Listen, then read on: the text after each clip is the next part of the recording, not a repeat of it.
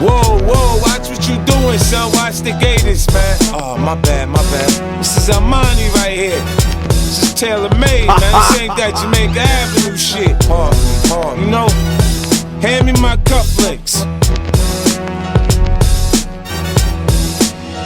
I'm simply the best. I got $1 billion worth of style. I take diamonds out buck mouth and put $1 million in the smile. Let's talk money, move when the beats come out. My nigga, I'm with the Easter bout. For serious radio stock, $3 a share. Now it's up to 9. Yeah, nigga, yeah. I make $1 million here, blow $1 million there. Probably with execs doing lunch in the lair. Y'all niggas get out of the hood.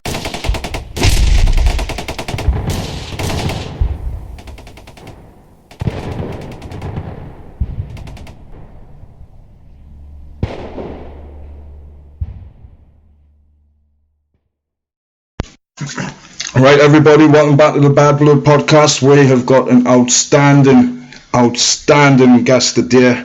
A man who has been through it all, suffered the most horrendous mental torture you could possibly think of, was wrongly accused of a crime that didn't even exist. The man's Nick Dunn. He's one of the Chennai Six. He, along with 5 others, were wrongly imprisoned back in 2013, and his story is remarkable. I'm just going to go through sponsors here. I'd like to give a shout out to the cbdselection.co.uk. If you want to have a look at their website, they've got absolutely loads of products that's great for everything. Vapes, smoking vape, oils, you've got all sorts, gummy bears, you've got literally everything, balms, creams, all sorts. Take a look over at the cbdselection.co.uk, have a look at the products. We've got a code here for you for 10% discount. It's BBP666, BBP666, and that's for 10% discount. Matty, if you would like to give our sponsor a plug. I'd love to give a quick shout out to our sponsors over at New Hemp CBD. They're a CBD based business. They specialise in stuff like the CBD oils, CBD vape oils, CBD balms, that kind of stuff. You can find them at www.newhempcbd.co.uk, and if you want to actually buy products, we've got a discount code for you, and that is all capitals LEE, L-E-E, and that's for 15% off. Massive benefits there, massive health benefits. Really helps with arthritis, chronic pains, chronic nerve pains. It helps reduce inflammations, anxiety and stress, acne and psoriasis. And if you've actually stopped smoking, these products actually help with reducing the withdrawal symptoms from nicotine, so that's absolutely bang on. And once again, they're at www.newhempcbd.co.uk. And I'd like to give a shout out to Peep Magazine. They've been fantastic to me over the years. Cliff's been great. He's shot some great footage over the years from the local scene, also professional shows up and down the country. Have a look at his Flickr. It's over at www.flickr.com/people. And that's Peep Limited. He's also over on Issue on the digital magazine website. That's issue.com/peepmagazine.co.uk. Specialising in photography, marketing, and journalism, and a little bit of combat sports now and then. Take a look at the YouTube channel as well. They've got some great content over there. And yeah, that's pretty much it, people, for the sponsors. Nick, welcome. Thank you very much for inviting me on your podcast.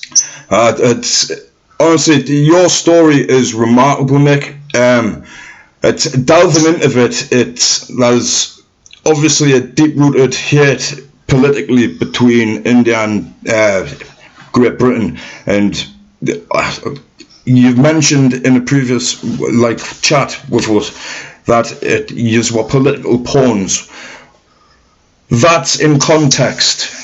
Where did you start? How did it all begin for Nick Dunn?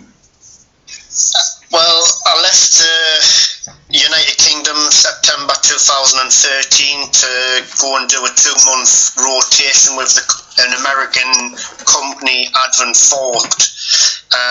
And for those who don't know the job I did, I was providing armed security for ships in the Gulf of Aden, the Arabian Sea, down the Red Sea, basically providing armed security to make sure your day-to-day goods gets from A to B without being hijacked by Somali pirates. And there's been no confirmed takeovers, hijackings while armed guards have been on board vessels. So us doing our job is very effective.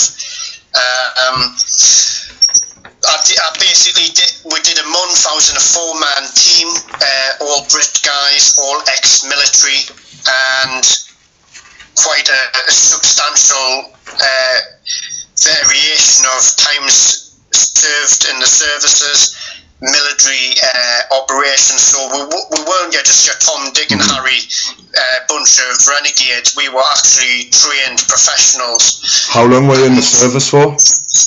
I did 6 years in the 1st Battalion of the Parachute Regiment, but spent the bulk of it in Special Forces Support Group, which we were assisting UK Special Forces on operations around the world. And what was that? Did the training consist of? Is it obviously we see the SES? Are you tough enough? We see stuff like that. That's what I was expecting. That response. No, well, I did. To basically get to where I was, I had to go through basic parachute regiment training at Catterick, and I did that. And I was quite fortunate to go to the 1st Battalion. We have 3 battalions and a 4th Battalion, which is Territorial Army. So I was quite fortunate to go straight to 1 para. But what I know now is you go from Catterick to 2 and 3 para, and then you've got to do so many years, and then you've got to do a course to go and join 1 para, because the role isn't your conventional green soldiering. What we do, we do different rotations, different jobs, and obviously assisting UK Special Forces, so you've got to be really on your skills and drills and be a professional soldier. So it was tough, very demanding. You've got to be very robust, and I never regret anything. I wanted to join the army as a young lad growing up. When you see your old war films, and I think it was when I watched Arnold Schwarzenegger in Commando, and I saw him blasting everyone to bits. I thought, you know what, that's what I want. And I was so far from the truth on how it really is. For starters, I have to actually change a magazine. He just had unlimited ammunition in his magazine, which I thought, that's fantastic. But I'm not the tallest of guys, and I was quite a skinny rake back then, so it was really, really demanding, and I came through it because I wanted it. How old if were you then? Something in life. I went through basic training at the age of 18.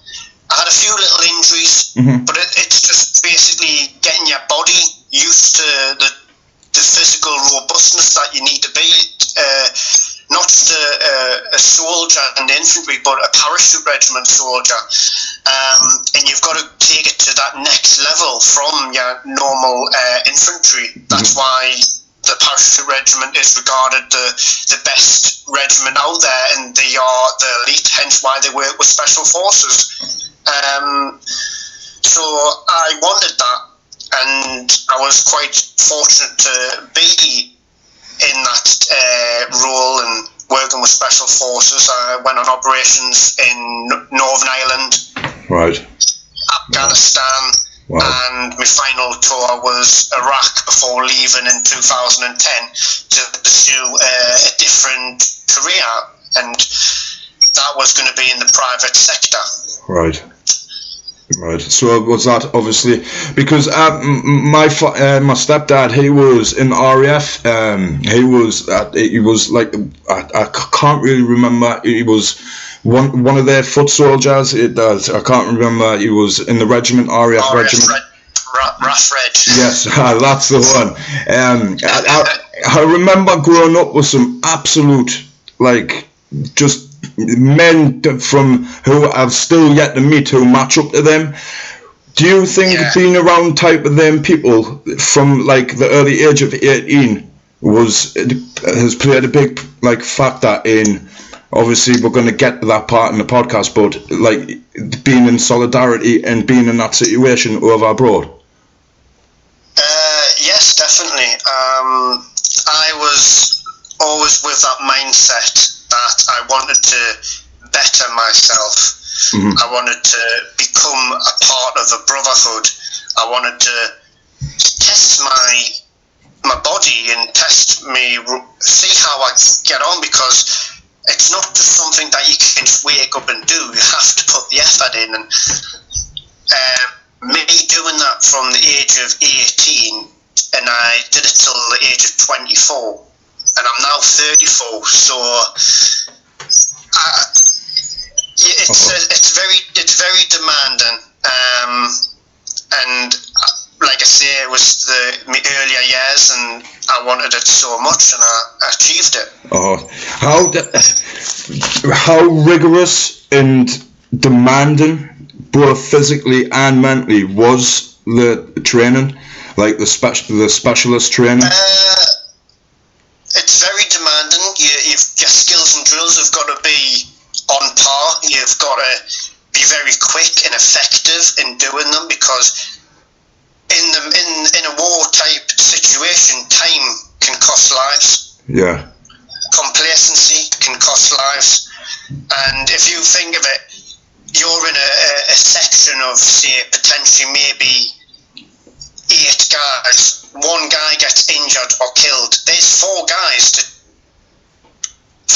that's four guys taken out of the team. Mm-hmm. To get one injury. And when you do your medical training, you've got to do it yourself if you're able to, obviously. Yeah. You'll always use your own medical supplies. Treat yourself if you've got any injuries, and if you can carry on, and then you take the fight obviously to the enemy. But people don't realise that it's what you see in action films. Mm-hmm.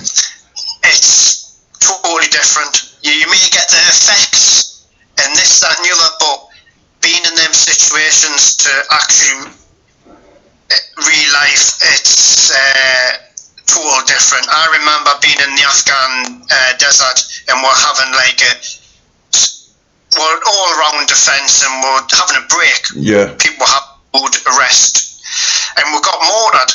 Wow. Mind, these mortars were nowhere near, because when anyone who is in mortars, I wasn't obviously a mortarman, but you always kind of you do your aim, and so you're not always going to hit the target straight away. And hearing the whistling of a mortar and then hearing it kind of go off in the distance makes your heart pump. You do get a bit agitated, you do get a bit nervy. Mm-hmm. And I'm not going to lie, a little bit scared. Right. Because you go through all this training, and then you know one day you may have to do it for real. Do you know nothing prepare you for doing it real than doing the training. The amount of training we did prior to going on operations, you have to tick every box to make sure you have completed your skills and drills and you are operational effective. You mentioned all of them types of emotions. What out of all of them, when you were mortared, was the most what can I say, had the most impact on you?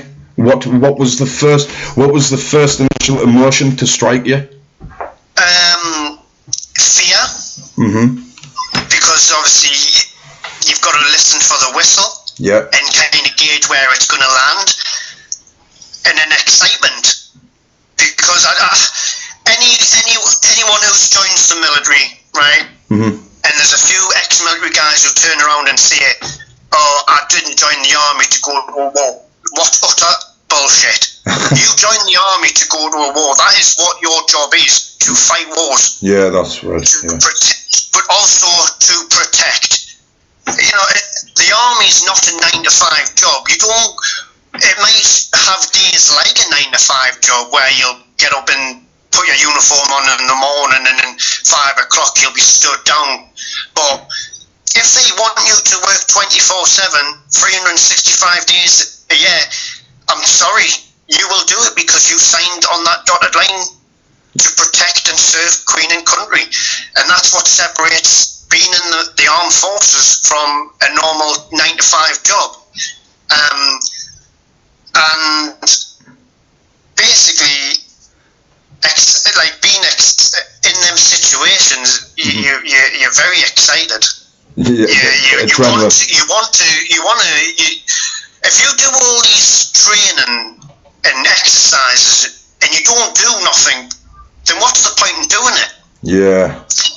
I see your point. Because you're putting obviously within that training, you're solely focused on doing your job correctly, like you say, putting all your actions as a soldier, like you say, in place.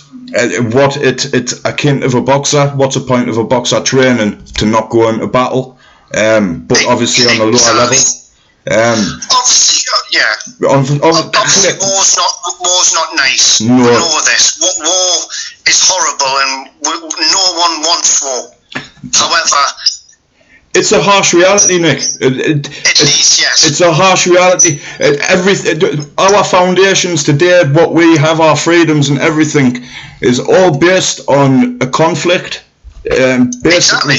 So it's profound. It's in our history. It's in our DNA, 1000%. What was your first deployment like? I went to Northern Ireland as a very raw 19-year-old. The time I joined battalion, I'd missed pre-deployment training, so I had to do like a little catch-up training to operate on the ground in Northern Ireland itself. Yeah. I hadn't done my parachute jumps, so we call them penguins because they can't fly. And I was very nervy. I was to be frank, shitting myself on what I've let myself into, because training in Catterick to battalion life is totally different. And because I was the new bloke in our platoon, I had to get up earlier than everyone else to clean the ablutions. Stuff like you did in battalion, because you do stuff like that in training, and then you still got to kind of do it. Yes, it is a little bit lax in battalion, but it's to keep you going and basically making you appreciate things more. So when you do not have to do that anymore, you can sit back and go, you know what, I've gained respect. Yeah. Respect is earned in life. You don't just get given it. And yes, there was guys in battalion that didn't like me, and there was guys that, quite frankly, I didn't like them. That is just part and parcel with every job you do in life. You can't get on with everyone. However, if we went to war, yes, I may think, you know what, I'd rather a bus hit him than a round, but I would still defend him because he's an airborne brother. Yeah. Regardless if I like him or not, I'm there to do a job, and vice versa. I would like to think that anyways. But stuff like that on an operation goes out the window. You're there to do a job, regardless of people liking each other or not. You're a soldier, and you're trained to do the job. Yeah. So on the first bit of trouble you ever encountered, Where did that happen? For troubles, well, in Northern Ireland we had a few stones thrown at by the young kids, and but that's nothing. That you know, it was it was very quiet tour for us. Even though the Para Regiment is not very well liked in Northern Ireland, in certain places anyways. Right. And obviously Afghanistan, I was involved in a vehicle mine explosion. Wow. I was top gunner of the soft-skinned armoured Land Rover, which we call a Wimmick. Right. It was a pressure plate mine. We were very fortunate. It just went up the engine block and deemed the vehicle inactive. Right. To the right of that vehicle, there was, when the metal detector guys came round, there was an anti-tank mine. If we'd pulled up a little bit to the right, all three of us in that vehicle would have been blown to smithereens. That is the reality of war. That's how close. And it was probably maybe 2 meters away. Crikey. So this social distancing 2 meters, I know it's gone today down to 1, but do you think of 2 meter, and that's possibly the range from being alive, yes, a little bit of a scare, to being dead. 2 meters. That's quite nerve-wracking. And when explosions goes off and you see in the movies and it kind of goes into slow motion, and a lot of people go, that doesn't happen in life. I will beg to differ. It does. It does happen. When an explosion happens, it happens that fast. You do not have time to say your Hail Marys. It just literally goes off. You haven't got time. It's not like in the films where you'll see the bomb and you'll go, whoa, I've got time to jump out the way. No. It doesn't happen in real life. It literally goes bang. Explain that feeling. That, to me, I don't know how I would react. Nick, you've actually been blown up before, haven't you? Yes, that's what I'm saying. I was top gunner of the Land Rover, and we went over a mine, and things happen so fast. So when the dust settles, your heart's racing, you're checking yourself to make sure there's no shrapnel or any injuries to yourself. You obviously up your manhood. That was the first instance I did. As long as that's there, I'm still a man. You know, priorities. As daft as that sounds, that's exactly what I've done. And I'm not laughing. I'm just laughing because I really. It'd be the same. I don't. Yeah. Just sorry. Continue. Wow. And once the dust settled, and then the guys were realising because quite a few people had gone over mines on that job. We were in a place full of mines, and it was, I think I can count on probably 3-4 vehicles going down on that day with mine explosions. So luckily no one was seriously injured. Yes, someone did get injured in the attack on the Taliban itself, but that wasn't involving obviously a mine explosion.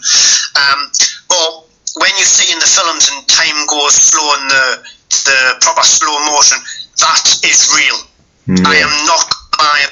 I was trying to get out of the Land Rover, and all I heard was in a very slow motion, don't move till we make sure the vehicle and surrounding areas is clear. And I've got the proper shaky leg, and I'm thinking, I just want to get up. Yeah, man, I need something. Obviously I can't have a stiff drink. I just needed time to compose myself, and like I said before, they went around and made sure everything was tickety-boo, and that's when they said, if you parked up a little bit further to the right, you would have been destroyed. Simple as that. Because there was a massive mine. And then you've got the the gurus from the engineers coming, and they said it was a 105 shell that was designed to basically just take someone's leg off, and like I said to you before, one person gets injured, that's 4 guys to assist him out of the action as well. So mines are a horrible thing, and you've only got the British to. I think the British were the first to create a mine, to be honest, and you got to. You know. You just with all that being, when the dust settles, when you've checked everything, when you're going through all your procedures after, how you go through when something like that happens, because clearly we don't and have never experienced anything like that. What is the initial response? You're there to do a job. That you can't let complacency. You can have a laugh and a joke, but you've done the job. Yeah. Because the job's not over. Stuff happens. You deal with it. You crack on. You do the job. You go home. Tea and biscuits. I'm fascinated by the reaction time of the soldiers, and in how little time you dust yourself down. It's almost like it becomes an instinct. It's done in an instant. You don't realise at the time. You just gotta keep your head in the game, and once you're back to your fob, your camp, wherever you are stationed at, and then it hits you. Yeah. That's time for reflection then. I kind of told my family, but I didn't tell them the extent of it till I came home, because I didn't want to worry them. Because they were already worried anyways, because when obviously British forces in the height of, like, say, 2006 onwards in Afghanistan, it was nearly an everyday occurrence. A British soldier's being injured or a British soldier's being killed. So I'm out in Afghanistan, and imagine how my family would feel. Yes, they were full in support and would never stop my dream. Yeah. But as a parent, for them to not worry, it was never going to happen. Of course they were worried, but I've lived to tell the tale, and all is well. So, leading up to that day, how did you get this job with Advanford? Well, I went and I left the army in 2010. I thought it was time for a change. A guy that was in my platoon, he's obviously left, and he says, "Have you ever heard of anti-piracy?" I went, "What? Anti-piracy? You know, pirates like Captain Jack Sparrow?" He went, "No, man, you idiot. Stopping Somali pirates on ships." I went, I thought that was stuff that Marines do, and were like this, "Oh man, you're a paratrooper, we can do anything." I said, "Oh wait, if you can't beat them, join them, I suppose." So I went and done my course to enable me to work on the ships. I also did my close protection course, so it gives us a different option. If I couldn't get straight onto the ships, I could hopefully go to Iraq or any other places doing CP. But obviously my life was destined to do maritime security, it seems, and I was trying to get myself on every company's books, so I was doing jobs for different companies, getting my experience up, and just every job's different. Yes, it can be mundane, but there was a big thing that happened in the beginning of 2012 involving Indian fishermen getting killed, and India were on edge. Plus, India had already been kicked off the NATO Navy. piracy combatant team because they were just going around and just murdering people. Right. When half the time they weren't even Somali pirates. So NATO wasn't really happy with India, so they kind of fobbed them off, and India were always whinging on about the high risk area. They kept on saying we can patrol our waters. Well, India may have a lot of navy vessels, but they can't patrol their own waters. The country's too big. So India was on a massive edge. So when we're on this supply vessel, for that, and we're stationed around the bottom of the high risk area, heading near Sri Lanka and south coast of India. We had to get fuel and provisions, and we basically done communications with company, vessel, agent on the ground in India, and it was the south coast of India. But the reason why we didn't do the east coast is there's obviously been discrepancies prior in the past, but there was a cyclone, so in the maritime law, if there's a natural disaster of some sort on the high seas, you can seek refuge in a neighbouring country, and the neighbouring country at the time was India. However, they deemed we trespassed in their waters, which is quite absurd, but that's how they portrayed things, and it just became the beginning of a 4-year nightmare. Right, we'll get into that. Nick, I just want to say straight off the bat, I'm absolutely over the moon to be sat here speaking to you. No problem. As soon as I heard about the story, I bought the book, and I was hooked straight away on the story. It absolutely blew us away, mate. And just to actually see how you've actually come out and to see that you're still the person that you are is absolutely amazing. A lot of my family and friends, the first thing they said to us when I got out of prison was, yes, you need a haircut, but you still got your sense of humour. I said, that's something they would never take away from me. They always stick with that. Sometimes in life you have to laugh at the face of adversity. Yeah, totally agree with you, Nick. Well, Nick, I'm just going to take a quote from your book to start my question. How did a lad from Asherton end up in a prison in Chennai? Well, dirty politics, a set-up. Just, you name it. Oh, it's absolute disgusting. I can't even get my head around it, mate. It's disgusting. Do you want to shed some light on it? Do you want to tell me what happened? What happened on that day that the MV Seaman Guard Ohio was taken over? Right. It was the evening of the 11th of October 2013. We were taking fuel and provisions on board from one vessel to the next.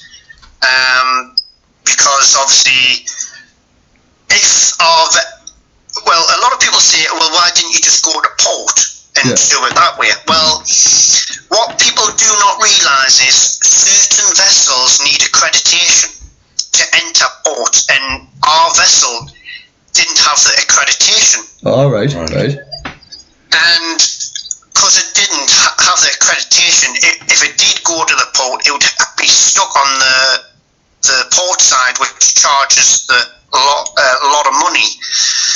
And that's how these ports make their money. But so every time you see these container vessels, because they're on such a high demand and need to be done quick, they just put them on the expensive port, because they know they're going to get a lot of money from that vessel while it's taken on board new stock or removing the containers, etc. So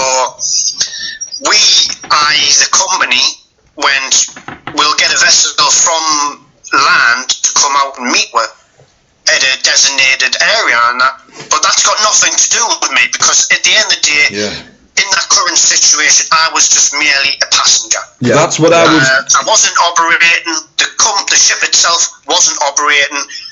We were just floating around, getting a suntan and fishing for,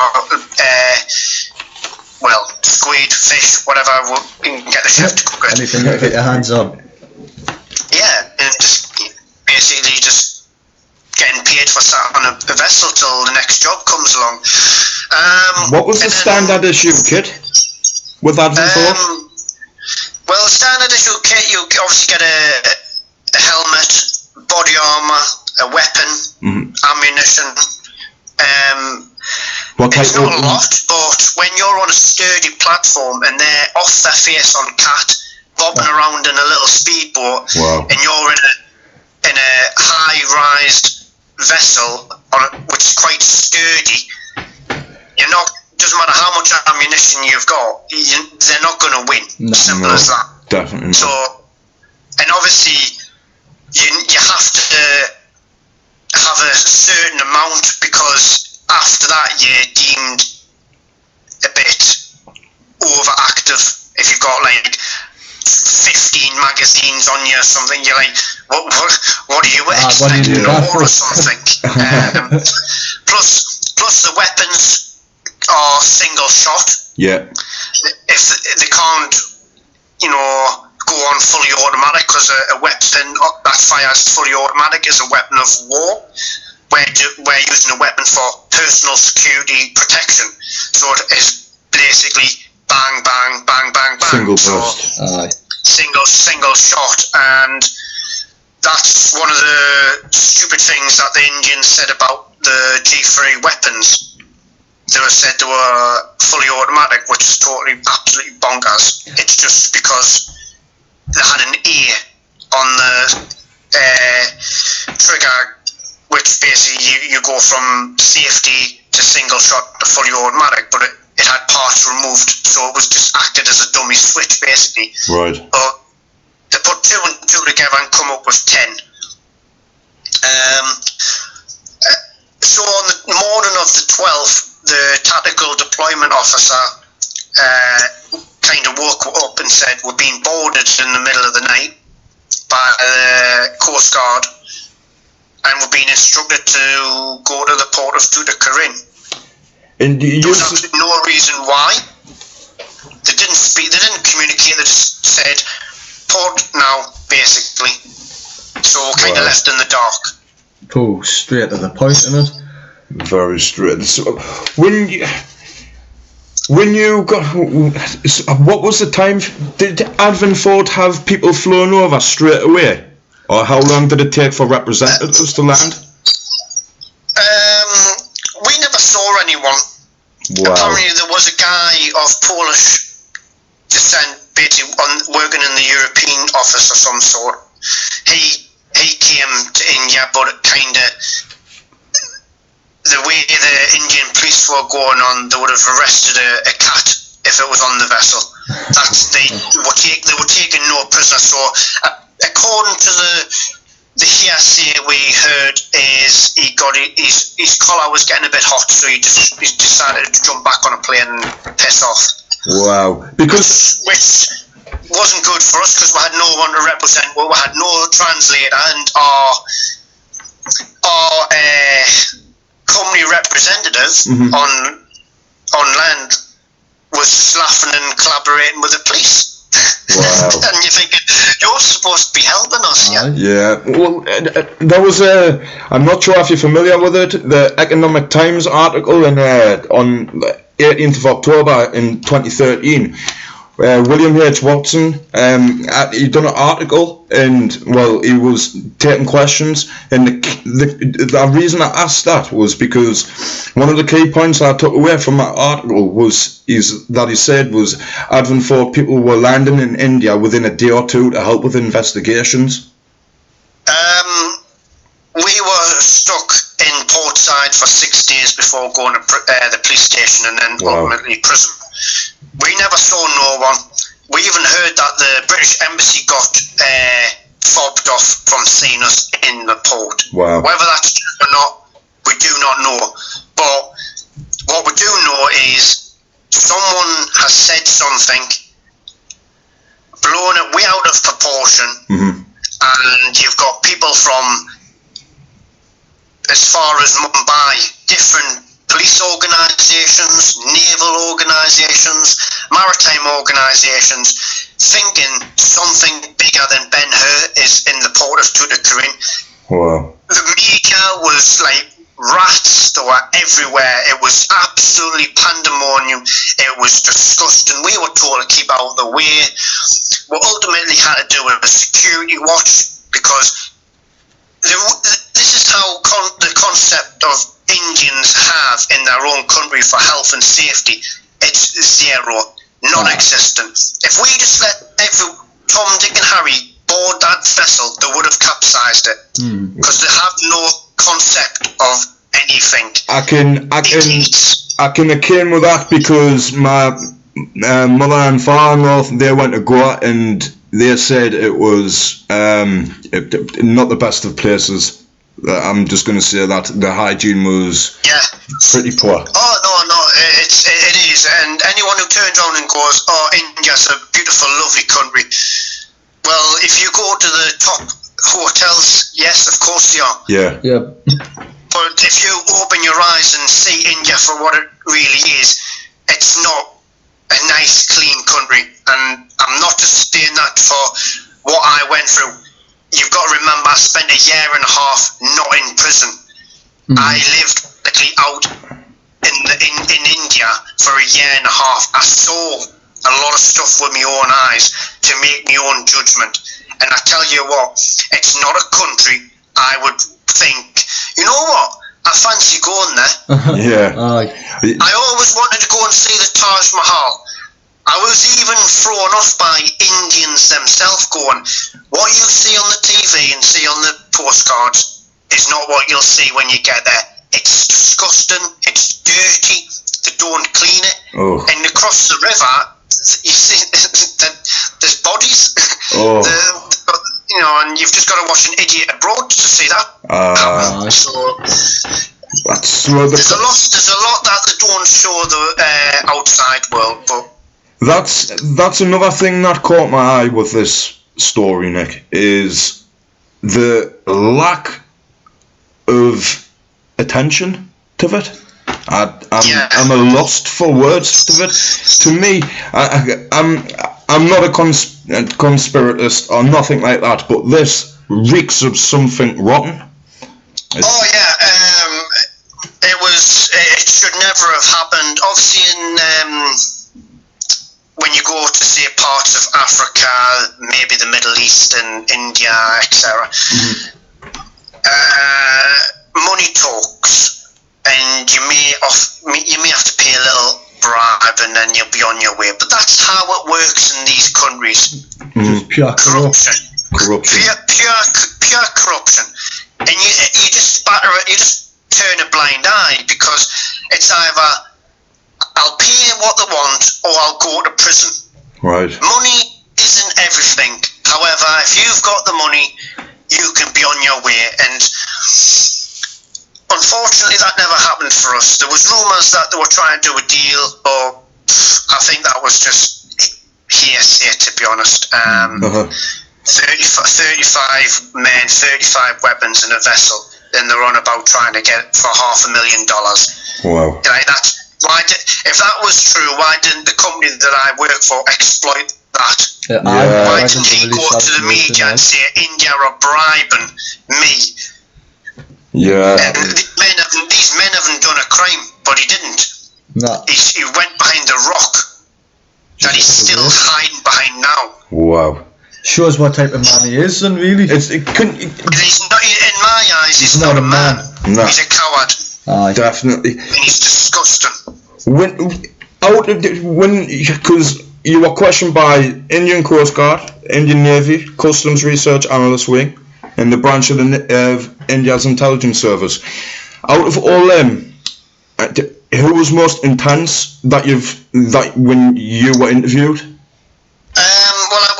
be honest, I wasn't personally interviewed. Only because there was so many of the kind of picked and chose one or two people. Yeah.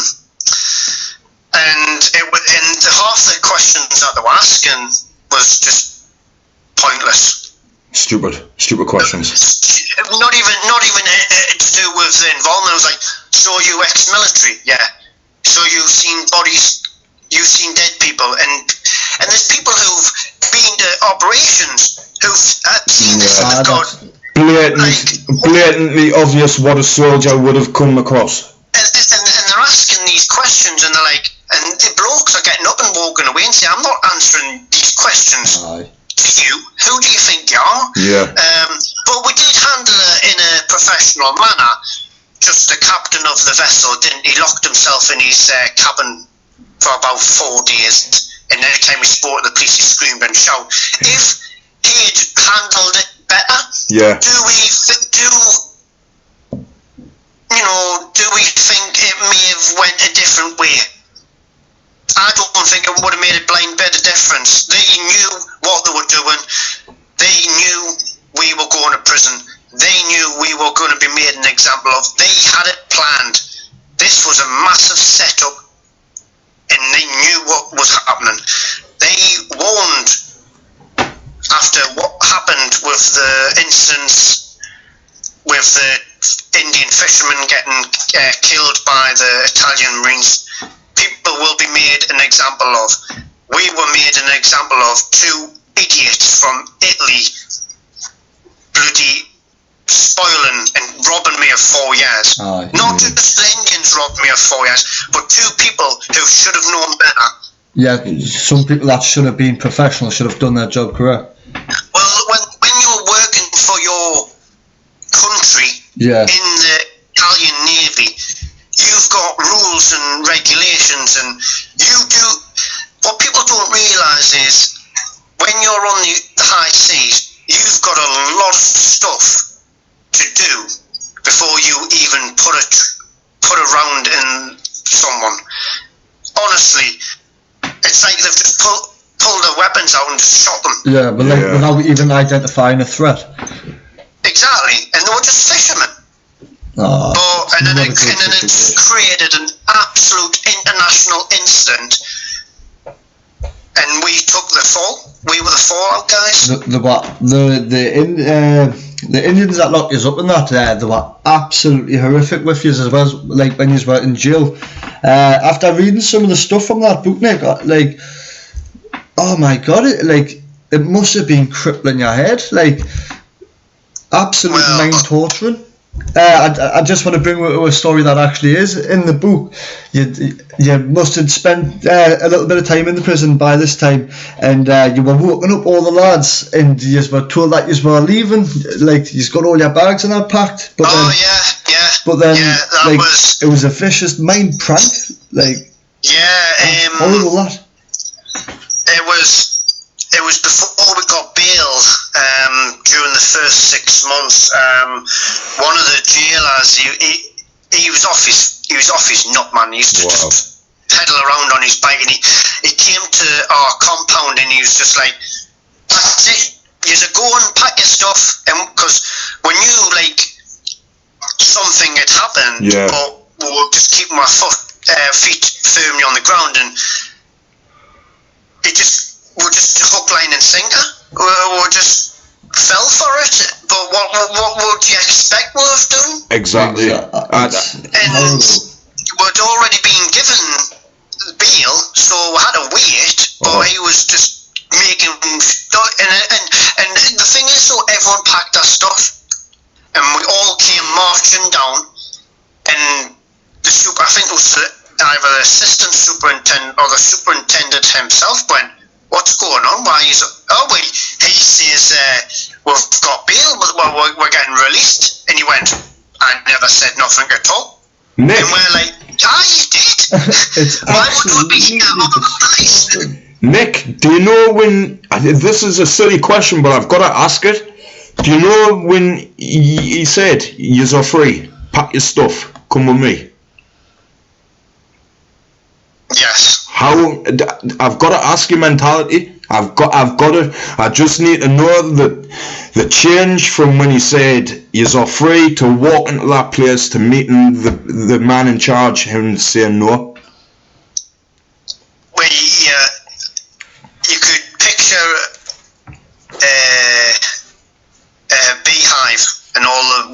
boys fuzzing around, packing all our stuff, happy. Everyone was happy, buzzing. And then next minute, it just feels like your world's just been taken away from you. When to go, no, you're not going anywhere. And then I think it was either a day or two later, we got a message saying, that's it, you're leaving. And we went, no, we're not falling for it. And the actual superintendent of the prison had to come to our compound and say, will you get out of my prison? Wow. Yeah. That's how mentally it affected us, because we just didn't know what to believe. And in that situation,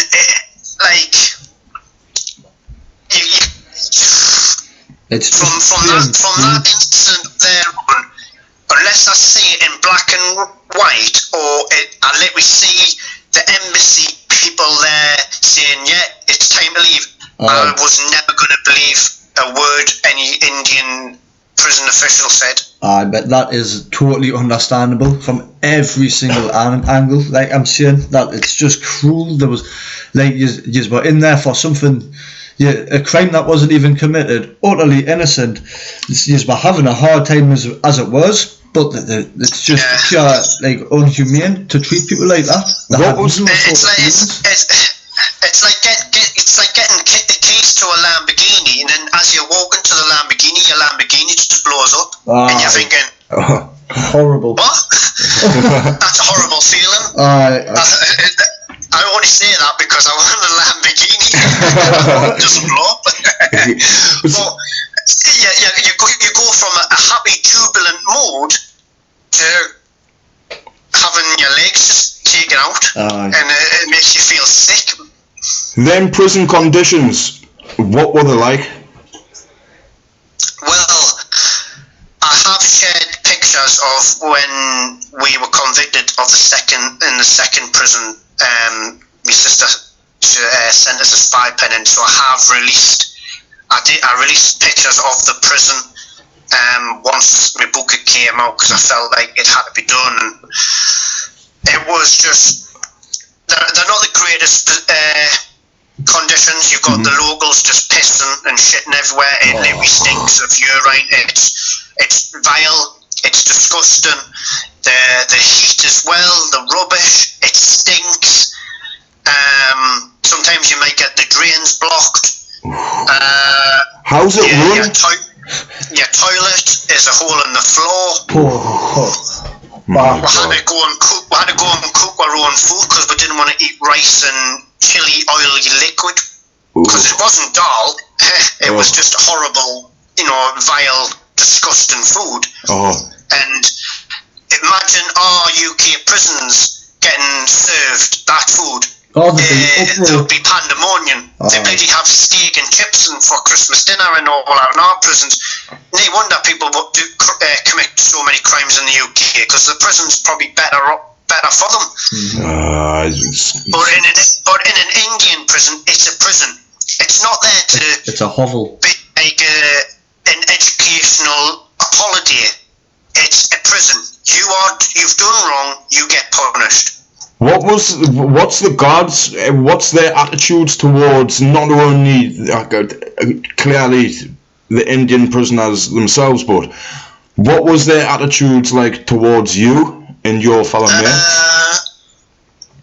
Well, there's the massive thing of the language barrier with certain individuals. They're idle. They're very lazy. It's like they've got no proactiveness in their bodies. They just didn't care. You were just a number, regardless of what background you came from. Yeah, we weren't your common criminal. We weren't a gangster. We weren't a drug dealer. We were professional ex-military guys. Yeah. And we were all treated the same. Yes, the embassy did help in getting things changed for us, but it was just like, you're in prison now, lads. Deal with it. Yeah. And you're thinking, you either sink or swim. The conditions you mentioned, The summer heat being unbearable. What's an Indian winter like? In India, winter, probably hotter than our summer. Wow, Jesus. So this is I was freezing at 24 degrees. Wow. So 24 degrees now is it's lovely. It is quite warm. But when your average temperature is 30 degrees, and one year it got to nearly 50 degrees. Jesus. And when you're in a prison and they're switching, yes, okay, the fans were as much as tits on a fish. However, they take the edge off it slightly. When they used to switch the power off, and then, because our compound required a motor to bring water. Right. You had to start rationing the water, and predominantly the water was mainly for the toilet. And obviously to have a shower, so you'd go nearly 12 hours in them conditions, and it was tedious. The flies were annoying you. That's why if I see a blue bottle in UK, I just leave it alone. An Indian fly, absolutely, it's like the biggest bell end ever. The conditions were horrendous. Yes, you can turn around and say, well, it's a third world prison. It's what it's supposed to be like. A prison's not a holiday camp. And I think if our UK prisons, obviously not to the extent of an Indian prison, but take away some of the luxuries, I guarantee you half the criminals in a UK prison would not commit the crime. Or better still, they all think they're big and tough, but I guarantee they'll be crying for mommy if they were in my shoes. That's what? Crying for mommy in my shoes. Aye. Well, it was just Nick. Being in that Indian prison, I can imagine how shit it would have been. So, how did you actually pass the time? Was your mind occupied? I read that you built a gym and you were messing around with that. Yes, there was flagstones around the prison compound, so we just poked them out the ground, and then we found bits of metal and kind of sharpened them up and took turns using it as a chisel. To get a hole, and then we'd try and find like a metal pipe or a plastic pipe or a branch, and then we'd use some bed sheets and rip them up and make a Flintstone gym. And it passed the time. I read quite a lot of books. I did crosswords, dot to dot. I coloured in some pictures and sent them home to my mum. She likes novels. I was replying to people's letters, doing extreme dot to dots and stuff like that. Going for just keeping myself active and mentally is the best way of dealing with the situation that I was in. What do you know during? What would be a normal daily routine? Right, my daily routine, and it's good that you've asked this question because I actually have to do a bit of thinking. And I know my sister, she asked us this in a letter because the media wanted to know, and people want to know what's his day-to-day routine. Has he got himself? Because when you're in the military, the first thing you do is assess the situation, and then you adapt, improvise, and overcome. Yeah. So I then went, right, okay, we would get up in the morning, would go to the kitchen, would fill our flasks up, because we had like a prison account where a British charity called Prisoners Abroad, and I thank them so much for their amazing help, and also your family members could put money in your prison account so you could buy, say, stuff from the shop. Wow. Like porridge, and just to give you some extra food to eat, or biscuits, and obviously you need to buy some, your toiletries, like your soap, You know, I've never used so Essentials. many. I've not used so many bars of soap in 4 years in my entire life previously. Absolutely unbelievable. So you were able to buy stuff, and so we'll get up in the morning, we'll go to the kitchen, which was always an epic. It was wobbling on, fighting on to get on the stoves. So when you next go to your kettle and you flick that switch, remember, I never take that for granted now. I appreciate it, because I had to stand over a stove and with a pan and boil water to then not burn yourself and pour it into a flask, and that was our hot water to go to share with each other in the cell, to make cups of coffee, cups of tea. So you'd have because the issue with a spoon, a dog bowl and a metal cup. So we'd have a brew in the morning. I'd have boiled eggs. I stopped eating the chapati, so I'd have a couple of boiled eggs and some porridge. Not the greatest of breakfasts, but at the end of the day, I am after all in a prison.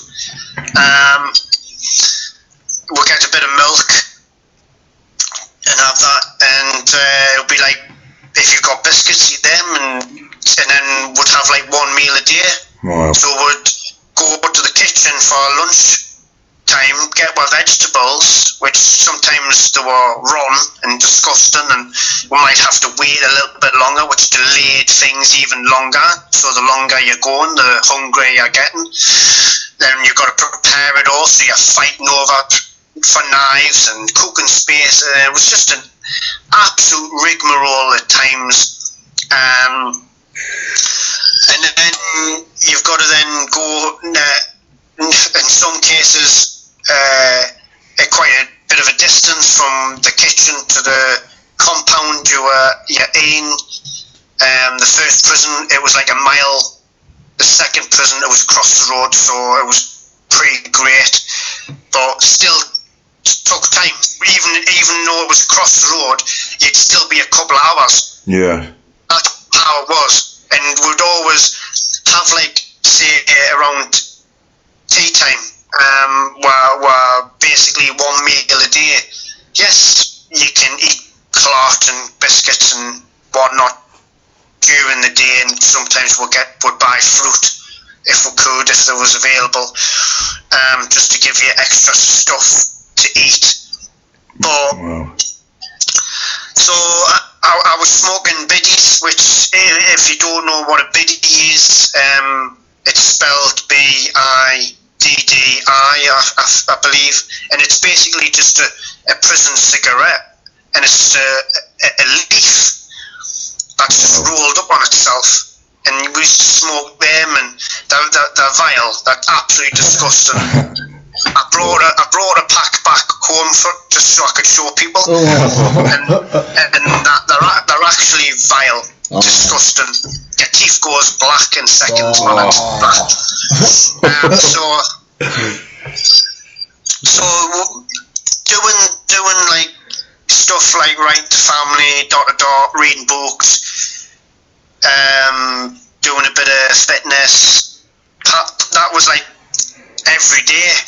Yeah. Passing the time. You've got to keep your mental side on par, because if you let your head go, that's it.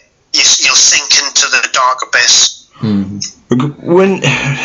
When you, what was you were saying about the facilities being terrible? How did you just improvise for training? Oh yes, definitely. You've got to improvise. That's the whole way of getting around it. In what ways did you? Knowledge. Just using knowledge, mate. That's it. What struck me first, initially, when I first seen a picture of you, is wow, that guy is humongous. He's an absolute beast, absolute giant of a man. How did you I know you were saying it's not a nice breakfast, but you clearly were getting the correct, like, you were eating the correct things to maintain that weight. I was quite big before getting locked up, and I lost 10 kilograms. When I came out of prison after 6 months, because we literally were struggling to eat there, and it was awful. We got massive D&V where I was literally crying for my mum. Stood in me. I literally we all went down. Literally every single man. Yeah, you think the coronavirus spreads fast? This shit fucking spread like wildfire. Wow. We were men down, and I remember lying in my cell, and during the day we'd use the outside toilets because obviously, you know, common courtesy during the day, and just once you're locked up in your cell, use the cell toilet. And I remember getting up to go to the toilet, and I started being sick, and then I just shit myself, and I just started crying for my mum. I said, I'm going to die in here. I'm sick. I'm going to die. And everyone was just ill. You know, it was absolutely, you take away, and it wasn't good. And obviously I spent 1.5 years out of prison, so I was eating chicken biryani nearly every day, which is just chicken and rice. Bodybuilders eating it. So, and I was able to train. So the time I got back into the second prison, yes, I'd still lost 10 kilograms over the 2 years. However, it was done gradually, and I'd met some fantastic people in the gym, and they obviously found out about it because it was all over the news once we got convicted. They were getting in touch with me girlfriend where I kind of got me ex-girlfriend at the time to go to these gyms, and they were saying we can send them protein powder in, and we'll do like a PayPal transfer. So I was getting protein sent into the prison, just to give us extra stuff to eat and drink, and keep us going. But it wasn't enough. We weren't starving in the second prison, that's for sure. We weren't. You made do. The second prison to the first prison was totally different. It was still horrible, still crap. Yeah. But totally different, but it's nowhere near on the level of a UK prison. A UK prison, you get 3 square meals a day. We're only still technically eating 1 meal a day, but if you didn't want your boiled eggs in the morning, and you didn't want porridge in the morning, well, there was no for you to eat. Yeah. And obviously, when we'd prepare food to go to the kitchen to cook it, sometimes there'll be leftovers, so I used to create like a little mini salad. So I'll keep me boiled eggs, and then just slice carrots and cabbage and stuff like that, and like say, a lot of people were sending parcels with condiments and all that, and I tell you what, I've never seen so much alcohol gel in my entire life. If I knew what alcohol gel was going to be like, I wouldn't have used it. I would have sold it.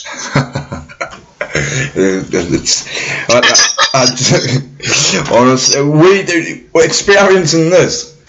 We really do think we've had it hard, and to delve into the story, knowing what it is, to maybe go forward. Speaking of the British government, I personally, personal opinion, you've been majorly let down. How do you feel for fighting your country? Do you how does that make you feel? A lot of people say, why should ex-service personnel get special treatment to Tom, Dick and Harry? Well, for starters, you don't get special treatment. Once you leave that service, no one looks after you. No, that's You've got to look after yourself. You've got to go through the different channels. No one does it for you anymore. Wow. No one does it. So for me, for people to turn on and say, well, you're bleeding on, saying you should have had special treatment, that's totally disgusting, and you're turning around and saying that. I joined the military because I wanted to join the military. Mm-hmm. I gave up my Christmases and New Year's, my time off, so you didn't have to. Yeah. I sacrificed so you didn't have to. I do what I was doing so you can live the life that you have, the freedom that you have. So when I lost all that, when I had my freedom stripped of me, of course I wanted my government to help me. Of course I did. I said, I put my life on the line for Queen and country. I want something back. Yeah, and when damn right. it never came, I thought, how disgusting. You could have done more. The British government could have done more.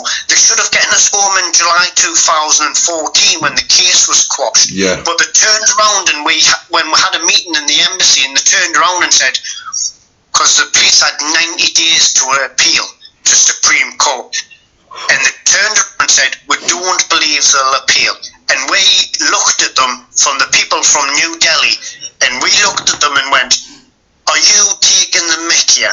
You've not been dealing with these absolute morons. And what happened? On day 88, they put an appeal in and got their wishes. 2 days before we could have walked out of that country.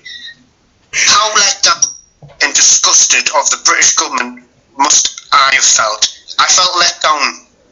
I felt, in a way, slightly betrayed. I was going to say that. I didn't want to be too harsh in my statement of saying that word, because I know some ex-forcemen are very, very, very passionate and exactly why you joined the forces. My uncle has just left after 22 years service. He was in the RLC. I can relate to you in saying he got no help when he come out. Zero. None. It's as simple as that. It's basically handing your stuff out the gates and off your pop. How, when your sister, how, I know you can't speak for her, but overall, how frustrated, I'm trying to, just to try and put myself in that position of how frustrated with the lack of, like, engagement, because this should have been, it should have been at the forefront of everybody's attention. It should have been out there for people to see. It should have been, but what you got to remember, at the time, we were on the verge of doing a referendum to leave the EU. Yes, we were. We were involving in trade deals with India. Right. If you can remember, Narendra Modi, the Indian Prime Minister, came over to the UK, and David Cameron was doing his best to lick his arse clean and try and speak Hindu and Hindi and all that crap. And I just felt, and we were hearing about it and saying it, and we were just thinking how embarrassed. And you've got Indian prisoners telling us, saying, why is your government not doing anything? And we're like, we have no idea. They keep saying they can't involved. And I'm thinking, but you can do a lot more than what you're doing. Yeah, damn I've got right. absolutely no bad word to say about the embassy girls. They did everything that I asked them to do, and they did everything that they could do. They did more than what they could do. Because when the shit hit the fan, that's when the UK kind of swallowed the pride and went, there's something here. Mm-hmm. However, when we were convicted for 5 years, we heard that even the Indians in New Delhi were even shocked. I'm thinking, well, if you were clearly that shocked, why did you wait 2 years? Yeah. Before getting out of the country? That's another overriding feeling. The time frame of things, how the length of time it took for stuff to. Yes, it's. Well, the Indian courts, always turn around and say they mirror UK courts. Well, they didn't, because they have a summer recess, because back in the day of when the UK used to rule India, obviously the judges were British, and during the hottest part of the year they have a recess, and they still do that to this day, even though they're used to the heat. So the going through the courts, there was recess, there was court closures, there was the lawyers' strike. I said when I got back to the UK to a UK, have you ever heard of a lawyer strike in the UK? They went, it would never happen. We'd lose our jobs. Mm-hmm. Wow. And that's happened, so it was causing delays. You've got the prosecution not turning up. Like, these are the people that's supposed to be sending you to prison and don't even want to turn up themselves. Does that not tell you that they've got nothing on us? Exactly. And the judge would just go, 2 weeks, we'll delay it 2 weeks. And then on one occasion, the judge gave a court date but didn't realise he was off on that day. And even turn up. So anyone who whinges on about UK courts, it's not happening quick enough, you go and do a case in India and we'll see how long it takes, shall we? They've clearly got no respect, or they've probably got no feeling towards anyone other than themselves, because they've got no concept of time. That's what they've not got. They didn't actually speak a word of English when you were in the courts, did they? No, it was all done in Tamil, and so you couldn't understand a word what was being said. No, we hadn't a clue, so every time there was kind of a little bit of a break where a lawyer used to come over and translate and tell me what had been done. And it was actually just crackers. It was so hot, it was tiring. They were whinging on that people were taking drinks of water. I said, hang on a minute, do you want me to pass out here? It was absolutely disgusting, and there was just no respect. The threat were like scum. The threat like we were criminals. Yeah. Like everything they lied about their media at the beginning, they actually believed we were going to do something of a mass destruction. And I was just like, I've been on ships where I'm protecting your own kind. Yeah, and like, it's. I know we're a little bit pushed. Excuse me, a little bit pushed for time here.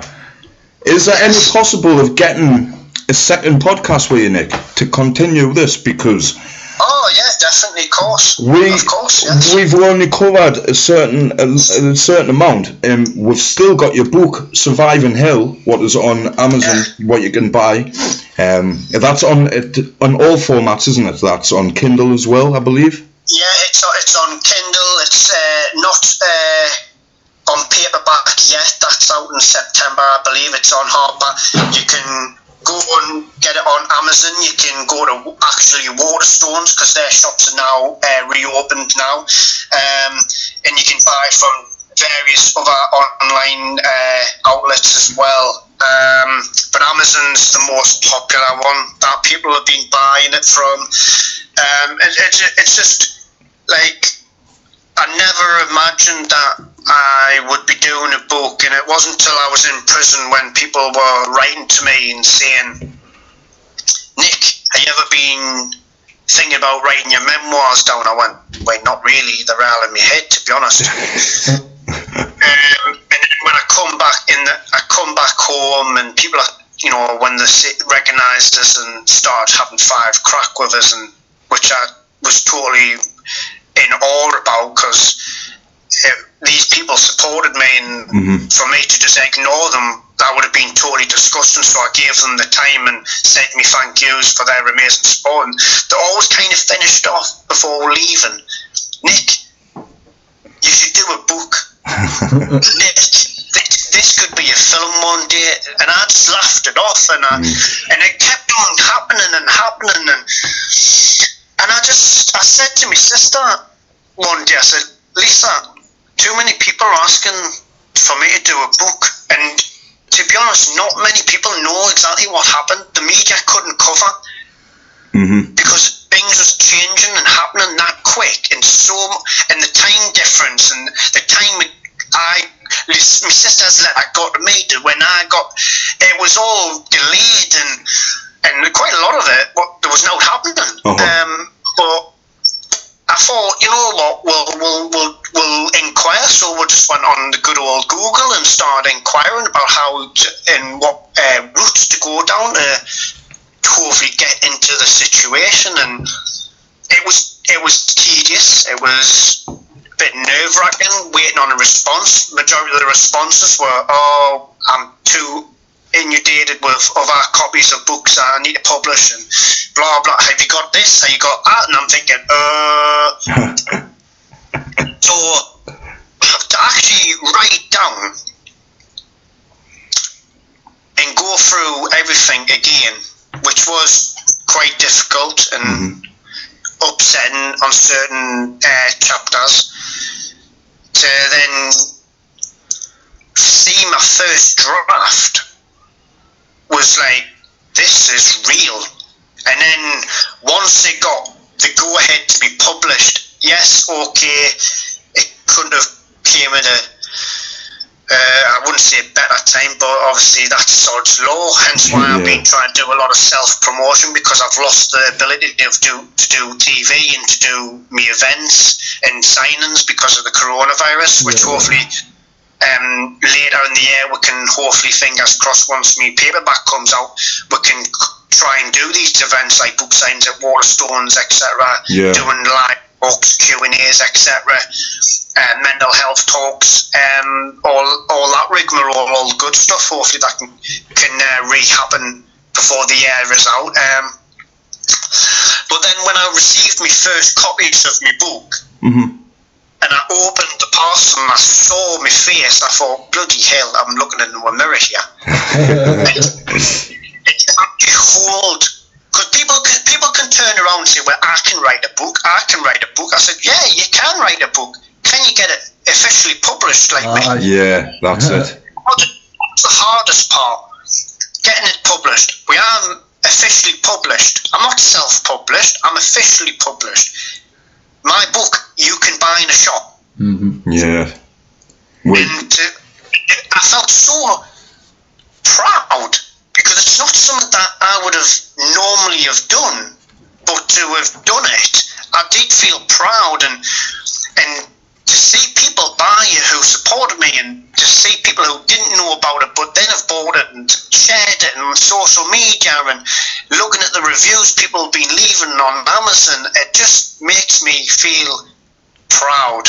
I've achieved something in life, and I'm hoping to hopefully get more positives from that. I've now taken a very bad negative from my life, and I'm turning it into a positive. Oh, definite, 100%.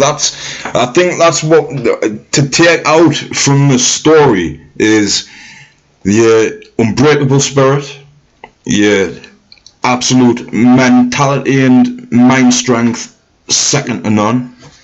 I don't care how tough you are. I don't care who you think you are.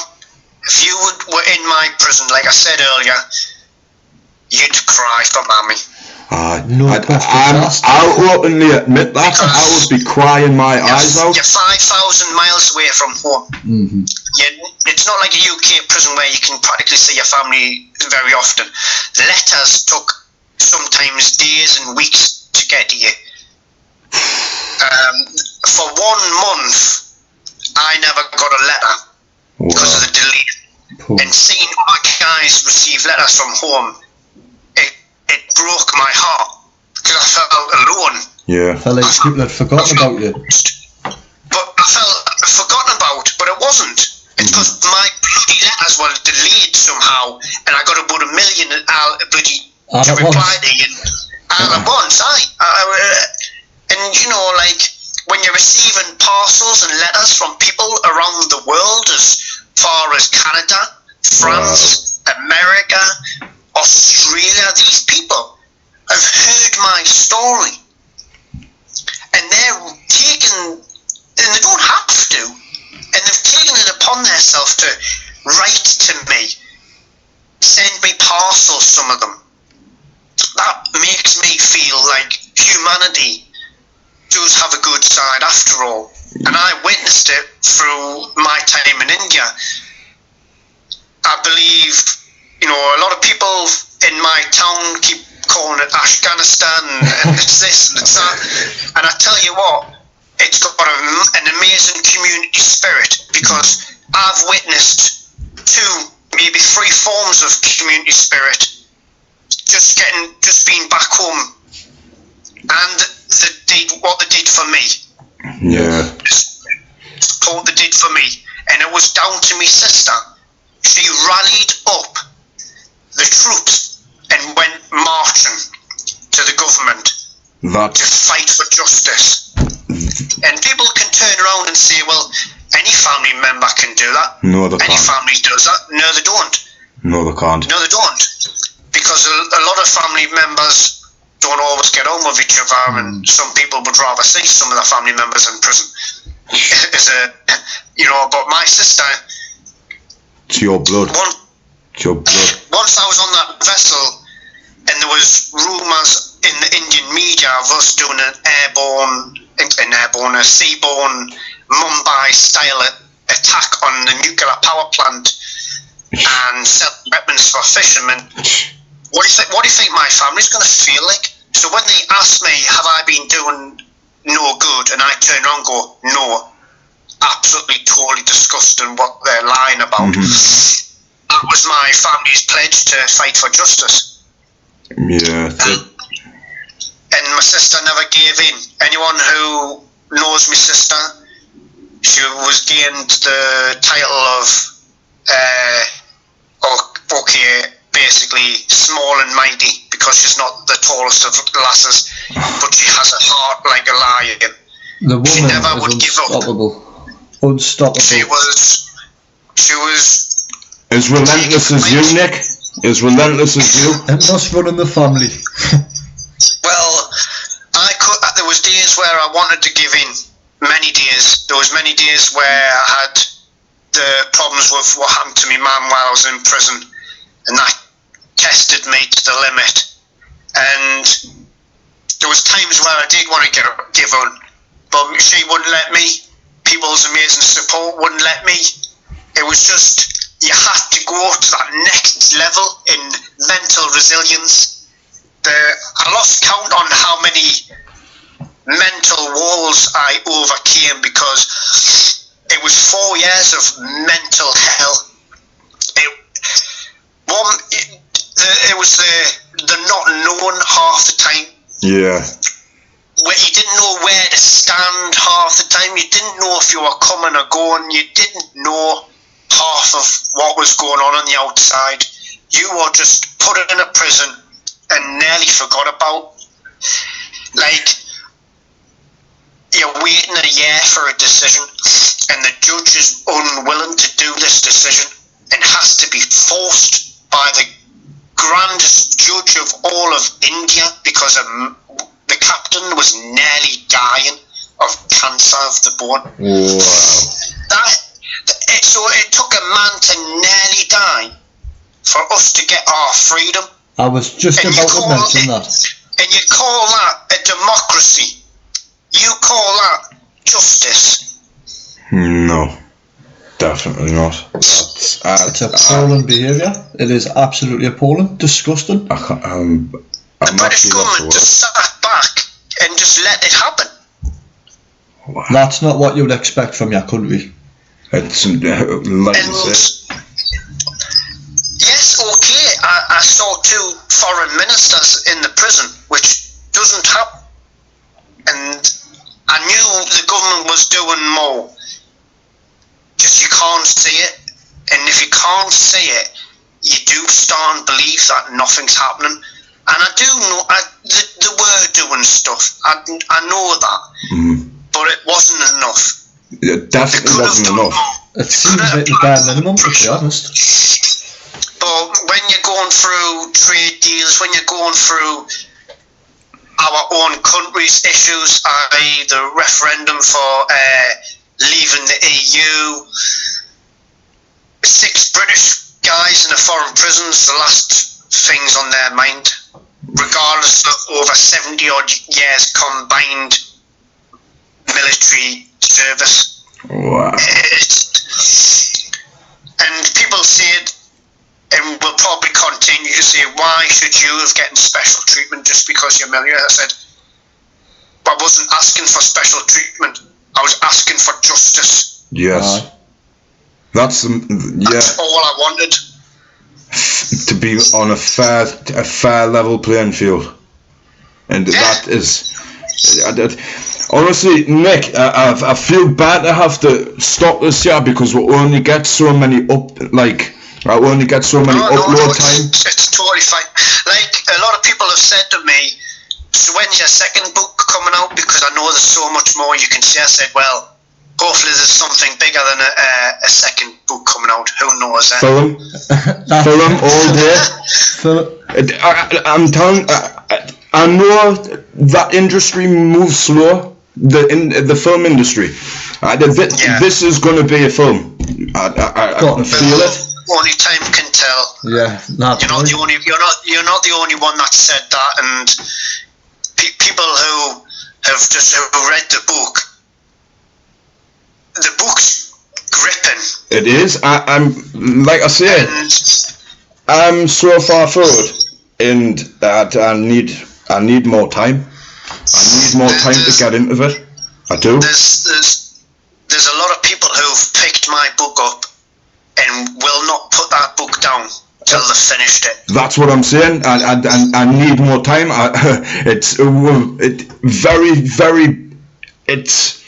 I've read a lot of books, and this one so far, it's pulling on so many emotions on so many levels.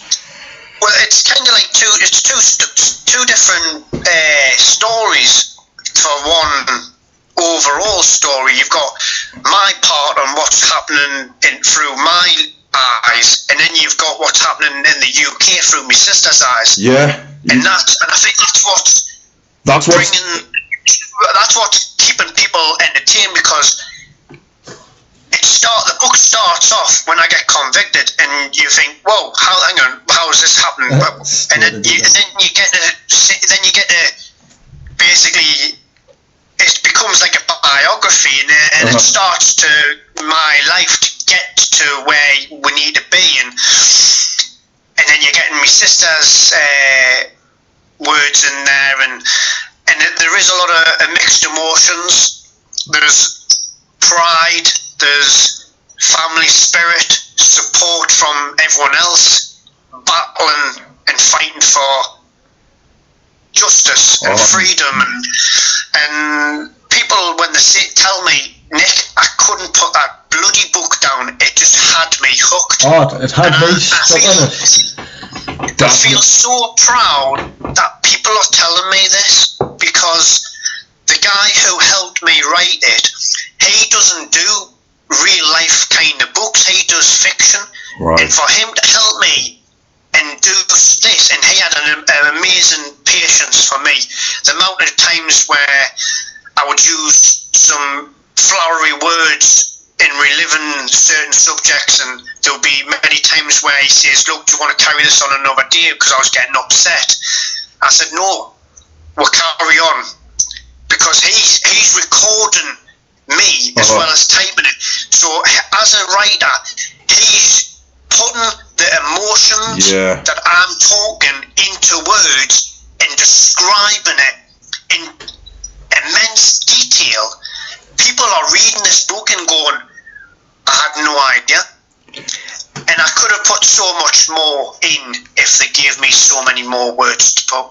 I was only given a certain amount of words to use.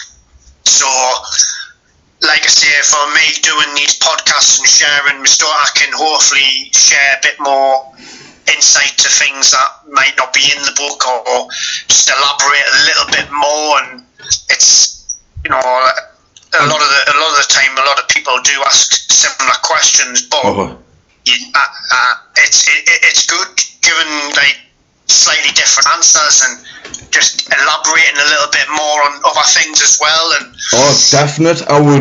I would absolutely look. I mean, I'm going to speak to the guy who else I contribute to the magazine. I've sent him a message. I'm just waiting on his reply. I know he's a busy guy, but I'm going to put that forward to him as well. I've already done it in a message, broke it down, everything.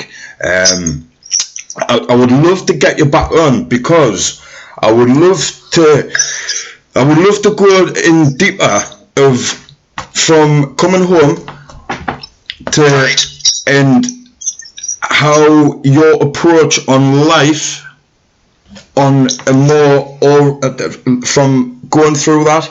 I would love to pick your brains on how long it took you to adapt back into normal civilization. I would like that's to no problem. possibly delve in. Lockdown's it's been quite funny, and I'm not trying to insult anyone's intelligence and thinking I'm better than anyone else during lockdown. I'm definitely not. However, this lockdown, yes, it's been, in my eyes, unnecessary. Call it what you want. That's my opinion. I think it's been a test for a lot of people. A very big test for people with mental health conditions, and my heart goes out to all those who've struggled. But yes, okay, I was in a prison. I was in lockdown. A lot of people have been seeing their own home as a prison. It's not. It's a safe refuge. Yeah, home to be safe. You've got TV, unlimited stuff to watch. You can video call your families. You can pick up the phone and call your families. You can eat till the cows come home. You can order. You can do so much in your own home and surrounding areas.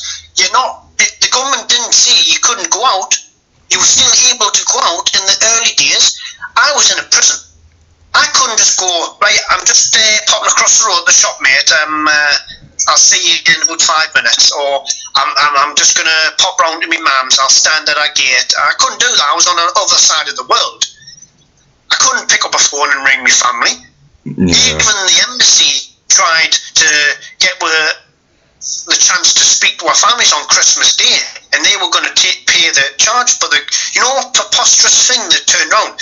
They will not be able to understand them in case they're given of vital information. I was like, and we're like, information about what? We want to speak to our family on Christmas Day. Obviously that never happened, but it was, you know, I couldn't just pick up the phone. I couldn't wrap my arms around my family. I couldn't do half of the stuff that people's been doing now. Yes, it's annoying, and my heart goes out to anyone. And I done extreme lockdown, and if you want to know what the extreme, I do mention the hospital incident in my book. We went into a 3-month compound lockdown where we couldn't leave the compound at all unless it was with a guard, and half the time the guards were nowhere to be seen. Wow. So, picture being in your home and having everything to do, and still thinking that's a prison, or being in a prison. Yeah. There's a big difference, like. The only difference, it wasn't solitary. It was just locked. You couldn't leave your compound, which is still a massive mental thing to overcome. And it was about 3 months. Wow. And it was very tedious. There was a lot of people getting very frustrated. Obviously, I was a flavour of the 3 months. I wasn't very well liked because I caused it. But at the end of the day, I was accountable for my actions, and I put my hand up and I said, "Look, guys, I'm sorry, but we're in this together." Yeah. And I may have mucked up, and I let my emotions get the better of me. But hey, what do you expect? We're in prison. for a crime we did not commit, and you want me to be in control of my emotions. No, I'm only human at the end of the day. You're a human with a